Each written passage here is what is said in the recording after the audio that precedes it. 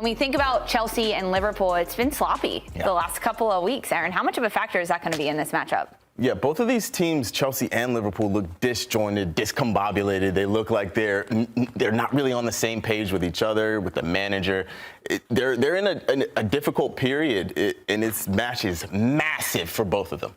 Who needs the points more? I wrestled over this. I stayed up late last night. I tossed and turned. I was like, who really needs the points more? I was like, is it Liverpool? But they're sitting top of the table. Yes, they've had a couple bad results. They're still top of the table. They'll be fine. If Chelsea loses this one, Enzo Maresca probably gets sacked. They probably sell 4 or 5 players. They probably buy 6 players. Everything kind of changes around. I think, for me, Chelsea needs the points more. For Chelsea, we've been hovering around the panic button for a while. It was like, what happens have a problem for me. I think they've got big injuries. Tosin, Wesley Fofana, also Chalobah.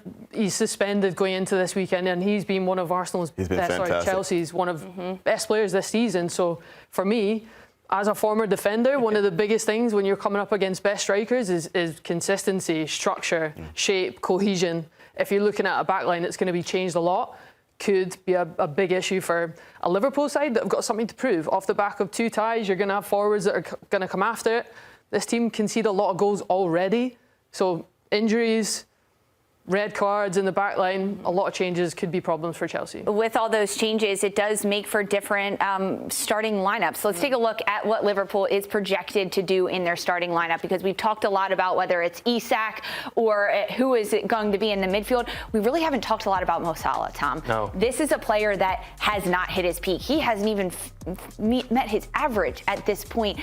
What do we need to see out of him in this match? Hopefully some more familiarity. So, again, like Aaron was saying, it has been more shifted to a box midfield with Wirtz to try to get the best out of a lot of these players. And that puts Salah in. Does he have to provide the width? He doesn't get to play quite like an inside forward. The wingers aren't giving verticality and giving more room for that midfield. And so it's been a little bit awkward for Salah. I think that we're going to see a 4-3-3 with Gravenberch holding. McAllister will be more of an 8. Like, Szoboszlai will be more of a 10, but he'll play like an 8. So this puts Gakpo into that channel. Salah, as he is world class at being in that channel. So this should be a moment for him to break through. And again, with Chelsea, they're going to sit deep. We know they are, and I don't blame them given the injuries that they have as well and the liabilities they have in their defense. But for Salah to get closer to Isak, that gets the best out of Frimpong, just bombing forward, rather than when you have that box and the 2 wide players aren't giving it a lot.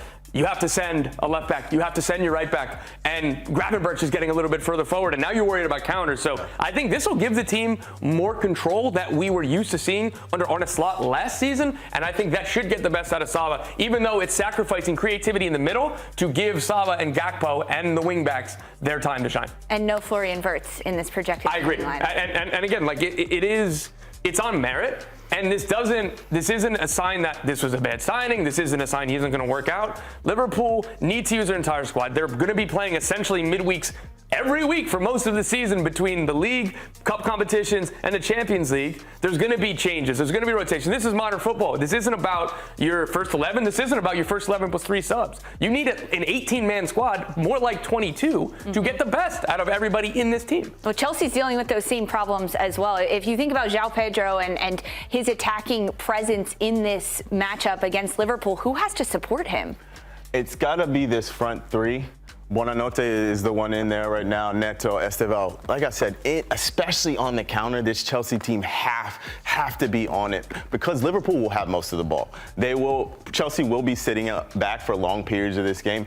These 2 have to have a massive match. There is so much pressure on these 2 coming in together, and haven't really had a lot of time as a center back pairing. Cucurella is going to have a tough time up against Salah. Reece James, he's going to have a tough time up against Gakpo. But this front 3 is going to, the front 4 really, but Neto, Buonanotte, Estevao, whoever that 3 is, they will have to provide Pedro with the chances and really be efficient on the break. Be that first touch forward, being really progressive in what Chelsea wants to do. That's how they're going to hurt them. So we get to see this matchup this weekend, but now we get to give our predictions, Jen. I have to know, what's your score prediction in this one? I think based on Liverpool's past 2 performances and how hungry they will be to keep that top of the table spot, and Chelsea's problem in the back line, I'm going Liverpool 2-0. Oh, a shutout win. Yeah, shutout. Tom, are you happy with that? I would be happy with anything that ends with 3 points there on the red side. But for me, I think that there's going to be goals in this game. I do not trust the rest of the defense. I do not trust Konate to not have a mistake. I still think Liverpool will take 3 points, but whether it's 2-1, 3-1, 3-2, Chelsea has a goal in this game at least. And if they take the most of their transition opportunities, if they take the most of when Liverpool are vulnerable, they can absolutely and honestly easily win this game. But I'm still going with Liverpool because they're due for a better performance. I'm also going with Liverpool. I think 3-1.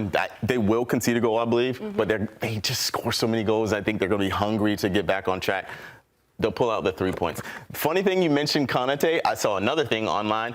Someone was like, I wonder if Konate has a Duolingo streak for Spain. And Duolingo responded and said he has a diamond streak in Spanish. To analyze case for case, when it's a red card for bad intention or for bad discipline, it's different compared to Man United red card or Brighton red card. In that case, it's just the decision that you have to take in 2 seconds, 3 seconds. Do I do foul or not? It's difficult. So we analyze case for case. Again, I don't see any discipline problem. Even if we consider, I think, 3-4 red card, that is not something normal.